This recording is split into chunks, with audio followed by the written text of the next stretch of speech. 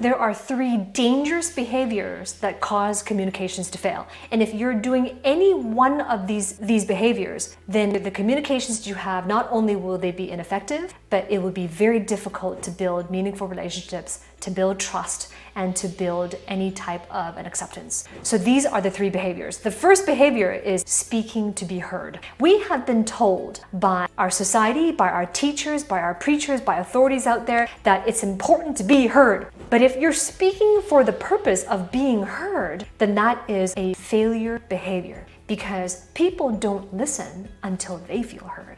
People don't lend you their ears until they first feel that you're going to seek to understand them. Give first and then receive. So don't speak to be heard. The second failure behavior is to speak to tell people what you know. Now, in the academic system, we have been programmed, we have been taught to lead with our knowledge because we've been told that intelligence is important. And the problem with that is that we now have this operating system that in all of our communications, we try to tell the other person everything we know because we want them to see how smart we are. And if that's your behavior or that's your tendency, it is a failure behavior, because if you're just telling people what you know, they don't know what to do with it. They may not have solicited it, and it sounds like you don't know what you're talking about. It's very difficult to be organized if you're telling people everything you know, and it is easier to get too deep into details and minutia. The third failure behavior is when you speak to try to prove yourself.